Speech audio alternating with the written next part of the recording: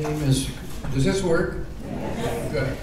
My name is Roy Doolin, and as the kids grew up, they kept asking me about Santa Tomas and what happened to me, and they were very interested, and they put a lot of pressure on me to put it in writing. And so here you have a book that I brought, and it's been mentioned, My Life in a Japanese Prison Camp During World War II.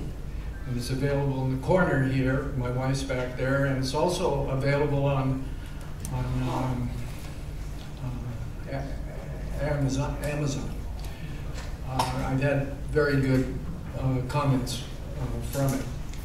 I was 5 years old to 8 years old during the camp, although you might think I didn't remember anything, but actually I did. I sat down once and wrote the whole, then it was about 100 pages, now it's 170 pages.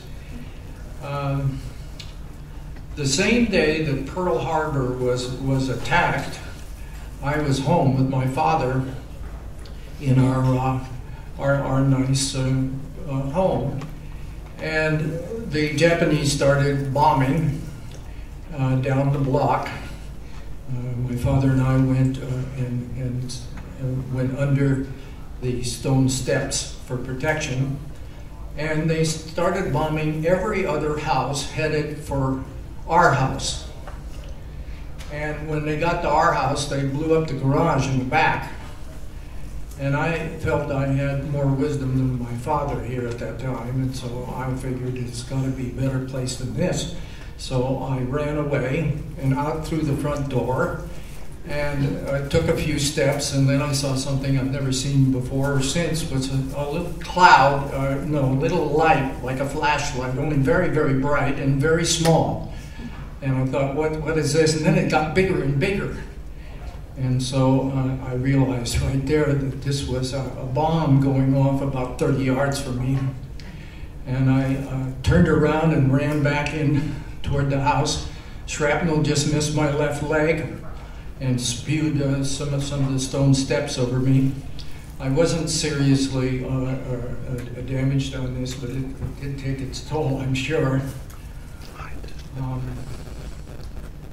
Well, the Japanese sent somebody over to send us to Santa Tomas, and assured us that we needed to bring 3 days worth of underwear and maybe food or something, and then we would be returned to our house. Well, we never saw any of that again because nobody was returned. It was just a lie. And so very valuable art objects and that kind of thing that my father collected throughout many years in the Far East just became loot for the Japanese soldiers. So we were taken to Santa Tomas and put in a dormitory, and they had entertainment. You'd have an occasional movie we'd watch. And my favorite was boxing. They would take 5-year-olds, put them in the ring, and put gloves on them so thick that you couldn't imagine it do any damage. And then you got in the ring and you have maybe 1,000 internees out there, and they're watching. And I won my first 3 fights and got the nickname of TNT Doolin. Now, I think it was TNT Doolin because the atom bomb hadn't been developed yet. Even today, I mean, this year I've been back to the Philippines, and I got my name and my picture in the news 2 days in a row as TNT Doolin. Looks pretty funny, you know, when I go now, liberation, well, we had a guard in our camp when the Americans were about to take over, and he had negotiated a deal with the Japanese soldier, and the deal was that the soldier would get a perfect 1.5 blue white diamond with sapphires, which was the engagement ring for my mother, in return for 2 kilos of rice. That's about 4 pounds of rice.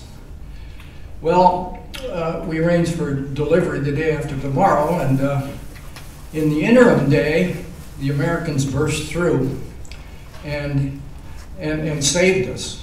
And so now we have that ring, and our daughter-in-law, who is half Filipino, has it as her engagement ring.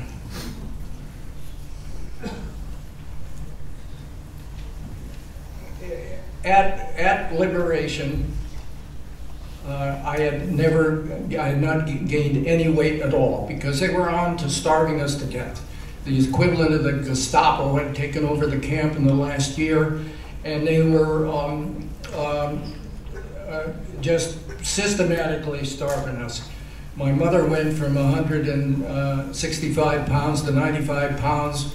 My father from 145, very trim, to 115. And then he got beriberi, which is a starvation disease, and he was near death. Both parents suffered great loss of weight. Near the end of the war, Japan, we broke the code, so we got this information. They ordered the execution of all prisoners of war that might be freed by our forces. So if they were in danger of losing our prisoners, they would come and kill them. And you heard a little earlier an island in which they poured gasoline all over them, so you heard this before. Now, what hasn't been emphasized is that Manila now, I've been back there 2 times, in front of the Malacanang, the palace, it shows that the 100,000 people died in what they call the Rape of Manila, which is where an admiral, Japanese admiral, ordered his soldiers to go out and kill every man, woman, and child that they could. And there was a picture of that time with a child on the end of a bayonet, which is one of the most wretching experiences I've ever had. And so before Malacanang, it says 100,000 killed during the battle for Manila. My point is, 95,000 of them were Filipinos and not not really a war injury. It was a murder, and that's not recognized now. That's not one of the big atrocities, but it seems to me $100,000 people death is pretty important. Well, now recently, I don't know if you're reading the newspaper, but the Prime Minister of Japan has gone around and come up with some conclusions. First, there are going to be no more apologies. They've apologized as much as they need to, which they haven't. And then he explained that these comfort women, you know, these are women who were captured, raped, imprisoned, and put in a house of prostitution to serve the Japanese soldiers, that these women did this voluntarily. Well, I think it speaks for itself. I think, you know, with this no apologies and all these things I'm telling you, I'm wondering where we're going to go on Japanese policies in the Far East. Recently, they came out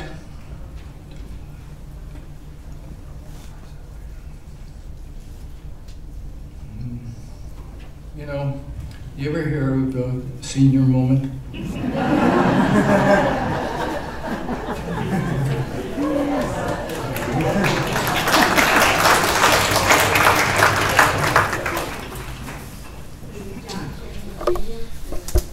Yes. Well, that's basically it. I just wonder what the Japanese are up to, that They're doing all kinds of things that reflect badly. I certainly hate to see what happened before. And I do appreciate all you coming out. I hope you consider my book, because it's 173 pages, and all the senior moments have been hidden. Thank you.